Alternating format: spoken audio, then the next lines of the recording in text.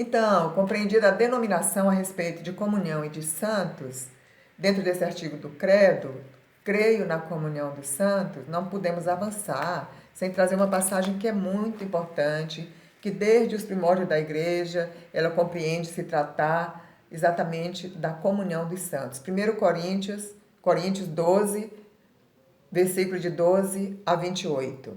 Eu não vou ler toda a passagem, vou pegar alguns versículos, mas vai ser importante parar aí e ler ela completa. Vai te trazer uma compreensão maior. Porque, como o corpo é um todo, tem muitos membros, e todos os membros do corpo, embora muitos, formam um só corpo, assim também é Cristo. Em um só Espírito fomos batizados todos nós para formar um só corpo. Judeus ou gregos, escravos ou livres, e todos fomos impregnados do mesmo Espírito. Assim o corpo não consiste em um só membro, mas em muitos. Então, para dizer que pelo batismo nós formamos um só corpo, independente de quem seja, se é brasileiro, se é americano, se é iraniano, se é africano, o que nos une é o batismo e a nossa fé. E para dizer que somos muitos membros. Eu sou membro, você é um membro desse único corpo que é nosso Senhor Jesus Cristo. Então, não existem dois corpos, não existem duas igrejas. Existe um só corpo porque Cristo só possui um corpo místico, do qual ele é a cabeça invisível. Para que também a gente não confunda, porque anteriormente eu falei que o Papa é a cabeça visível da igreja aqui na Terra. Mas se tratando do corpo místico de Cristo, ele é a cabeça invisível. E esse corpo possui muitos membros, eu sou um membro, você é outro membro, e aqui continuando no versículo 15, vai falar: se o pé dissesse, eu não sou a mão, por isso não sou do corpo, acaso deixaria ele de ser do corpo? E aí continua nesse sentido. Para a gente refletir um pouco a respeito da pertença. Eu já sei que sou membro desse corpo, você também já sabe. Mas você se sente parte desse corpo? Como é que você lida com essa questão de pertença ao corpo de Cristo? Porque hoje, infelizmente, a gente vê muitos católicos por aí criticando a igreja, falando mal, saindo da igreja, mudando de igreja. Por quê? Porque não se sente pertença desse corpo. Porque como parte do corpo, eu devo me sentir responsável por ele. Eu devo fazer a minha parte, assim como se trata do nosso corpo físico, conforme a passagem que São Paulo traz assim de uma forma assim maravilhosa, né, que nos ajuda muito a compreender, assim como quando se trata do nosso corpo, né, quando um membro sente mal, o outro vai lá e cuida, né, quando o nosso olho coça, a gente já está com o dedo lá coçando, que nem deve muito, né? Mas, assim, por quê? Porque cada membro cuida um do outro. E é muito mais fácil a gente atirar pedras, a gente falar, mas quando eu vejo que algo não está bom na igreja, eu devo me perguntar, eu estou fazendo a minha parte, eu posso contribuir para que aquilo melhore? Porque se eu estou vendo que pode melhorar, já deve ter uma luzinha também de como que deve ser feito para melhorar. Então, nós somos parte desse corpo, somos responsáveis por esse corpo. Lá na frente, vai dizer no versículo 26, se um membro sofre, todos os membros compadecem com ele. E se um membro é tratado com carinho, todos os outros membros se congratulam com ele. Isso é verdade. Se você tem uma unhazinha lá encravada, todo o seu corpo sofre com ele. Mas se você está bem, né? Todo o seu corpo está bem, você se sente totalmente bem. Ora, vós sois o corpo de Cristo, e cada um de sua parte é um de seus membros. Então, meus irmãos, a palavra vem dizer que nós somos esse corpo de Cristo. Nós fazemos parte desse corpo.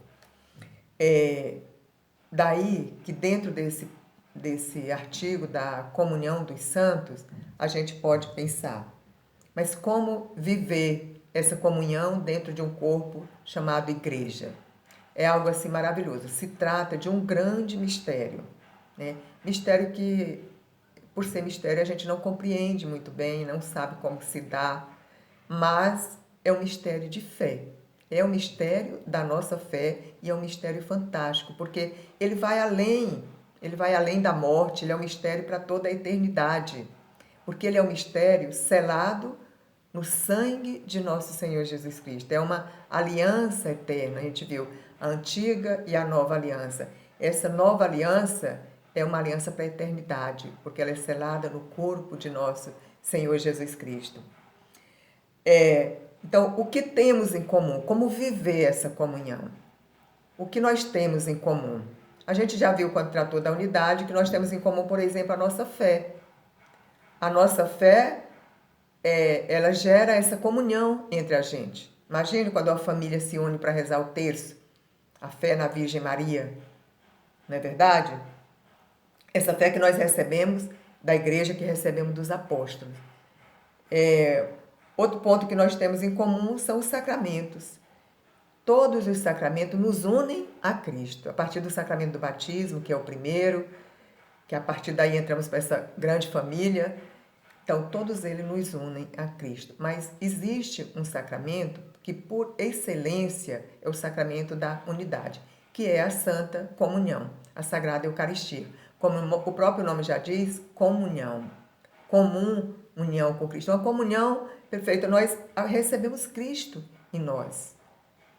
Então, não é só receber a hóstia, é muito mais do que isso.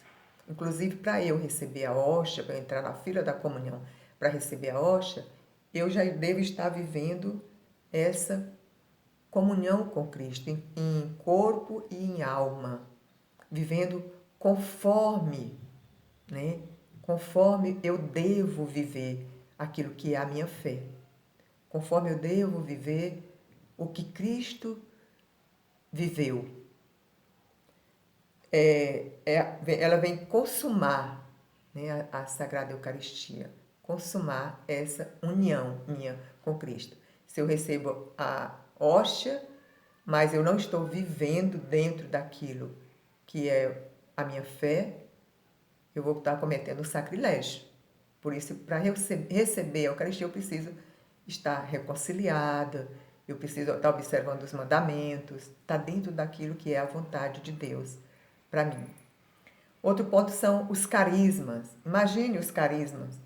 São dons que Deus nos dá, dons de serviço para colocar à disposição da igreja. Imagine uma pessoa que tem o dom de cura, vai lá, quando ele ora pedindo a cura, toda aquela igreja é beneficiada com aquilo, porque ele está colocando à disposição, colocando a serviço aquilo que é um dom que Deus deu. Outra coisa que esses são chamados dons, os bens, né, espirituais, que a gente, para viver essa comunhão, nós colocamos em comum, colocamos à disposição, mas também os bens materiais. A gente pode ver a comunhão dos bens em Atos 4:32. Vamos pegar aí. Atos 4:32 vai dizer: a multidão dos fiéis era um só coração e uma só alma. Ninguém dizia que eram suas as coisas que possuía, mas tudo entre eles era comum. Eles viviam a comunhão dos santos, colocando tudo em comum. Aqueles primeiros cristãos, aqui está falando em Atos dos Apóstolos, logo no início das primeiras comunidades cristãs. Eram um só corpo, uma só alma, colocavam tudo que tinha em comum, em benefício uns dos outros. E aqui, meus irmãos, é importante a gente dizer que isso aqui não é comunismo, não, né? Porque eu já vi muitas pessoas dizendo que Jesus era comunista, já vi pessoas, autoridades, esses dias mesmo eu vi um falando que ele era comunista graças a Deus. Aí uma pessoa que estava ao lado falou assim, graças a Deus. Ele falou, graças a Deus. Lê lá, Atos dos Apóstolos, 2:32. Então, ele citou, 4:32, aliás, ele citou inclusive essa passagem de Atos dos Apóstolos para se justificar como comunista. E o comunismo a gente sabe que é muito diferente, que ele é um regime totalitário, autoritário, onde o Estado se agiganta e assume o controle de tudo, mantém tudo sob controle, inclusive tirando aquilo que é o dom mais precioso nosso, que é a nossa liberdade, principalmente a liberdade religiosa, perseguição à igreja, quantos bispos e padres presos aí nos regimes comunistas da vida, nos países comunistas. Então, os líderes comunistas que assumem o poder, eles massacram as pessoas, mantêm tudo sob domínio, muito ao contrário do nosso líder, nosso Senhor Jesus Cristo, que não querendo nada para si, tudo ele doou, tudo ele se entregou. Muito pelo contrário, os líderes comunistas são ricos, né, acumulam fortunas, enquanto tiram dos outros o direito à liberdade, o direito à propriedade, e por aí vai. A gente vai falar mais sobre isso quando nós formos falar da doutrina social da igreja, para a gente compreender um pouco mais assim, a visão da igreja a respeito desses regimes, né, comunista, totalitário, e outros mais que tem por aí.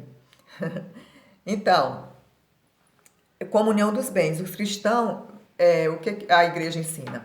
O cristão, ele é administrador dos bens. Você deve ter o direito a ter os seus bens, a ter sua propriedade, mas você precisa compreender que você não é dono absoluto daquilo que você possui, porque o que você possui é graça de Deus e deve ser colocado a serviço dos outros.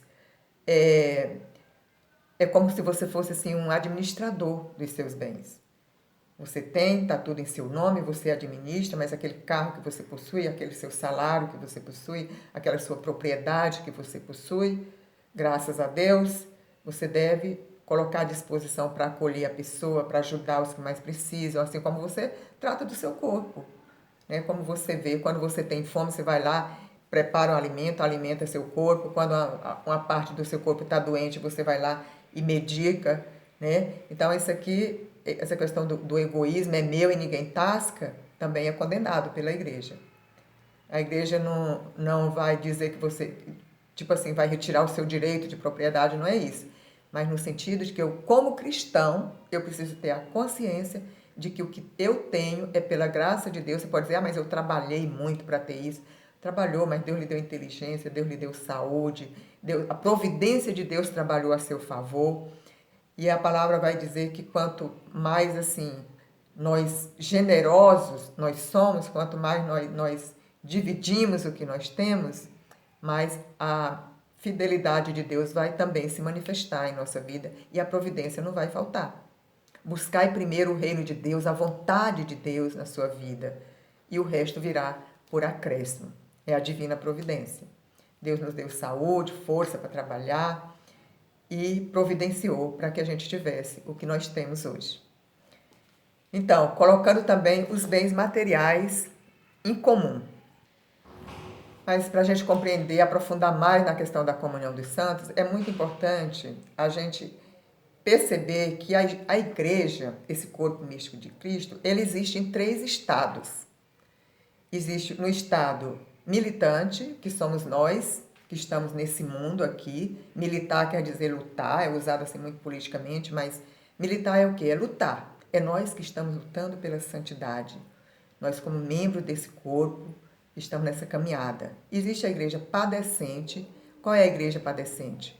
É a igreja que está no purgatório, padecendo, purgando, se purificando. Essa igreja, ela não pode mais fazer nada por si. Né? Por isso nós aqui rezamos por eles. E existe a igreja no estado triunfante. É aqueles, que o próprio nome já diz, é aqueles que já estão na glória, que já triunfaram, que já venceram.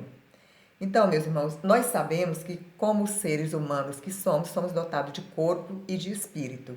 E quando morremos, simplesmente morre o nosso corpo físico, mas o nosso espírito ele fica. E que um dia, né, todos nós vamos morrer.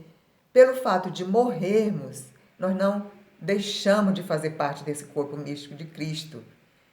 Nós continuamos unidos. Então, esse mistério tão grande e assim tão profundo, ele nos une como igreja nesses 3 estados. Então, as minhas orações aqui, elas podem beneficiar a igreja padecente lá no purgatório. As orações da igreja triunfante no céu podem beneficiar a mim aqui na Terra. Está percebendo? Então nós temos assim esse elo de ligação, nós estamos interligados como corpo de Cristo, e essa ligação, essa união dos santos, ela é feita por meio do Espírito Santo de Deus, né? Todos nós que somos batizados, o Espírito, aqui nós vimos nesse 1 Coríntios 12, que o Espírito é um só. É o mesmo Espírito que gerou Cristo, é o mesmo Espírito que recebemos quando somos batizados, é esse mesmo Espírito que nos une como igreja. Não é o fato da igreja estar no céu que perdeu totalmente, digamos assim, a ligação com a igreja da terra. Nós continuamos unidos. Então, o bem que eu faço, ele vai beneficiar toda a igreja. A oração que eu faço aqui pela conversão dos pecadores, ela pode beneficiar, digamos assim, um jovem que está lá, digamos assim, lá em Bagdá, no caminho da perdição. Os santos que intercedem no céu, eles beneficiam a igreja do purgatório, as almas do purgatório. Você vê que a igreja, toda missa, ela reza pelas almas do purgatório. E aqui é um ponto assim onde nós somos bastante criticados pelos evangélicos, porque eles veem completamente diferente. A Igreja Católica, ela tem uma visão, um entendimento completamente diferente dos evangélicos nesse sentido. Eles acham, segundo o livro de Eclesiastes lá, que quando a pessoa morre, pronto, ele perde esse vínculo, ele fica em estado de dormência, até a vinda gloriosa de Jesus. É assim o entendimento da maioria das igrejas evangélicas. E nós não, segundo o livro, segundo Macabeus, lá, desde os antigos, aliás, eles já ofereciam, Judas Macabeus, ele já manda oferecer, né, sacrifícios em benefício dos mortos. Então isso já é uma tradição judaico-cristã. O que acontece? É que os evangélicos, os protestantes, eles não têm na Bíblia dele o livro de Macabeus, que é onde vai tratar na oração pelos mortos. Mas também no Novo Testamento existem várias passagens com relação a isso, que eu vou trazer quando a gente for falar do último artigo do Credo, certo? Então, nós estamos em comunhão nos 3 estados de igreja. Não só as minhas orações podem beneficiar a igreja do purgatório, mas também uma obra de caridade que eu faço, um ato de virtude meu pode beneficiar uma pessoa que está em pecado. Então, todo bem que eu faço, todo sacrifício, toda oração, ela vai refletir em toda a igreja. Compreenderam isso?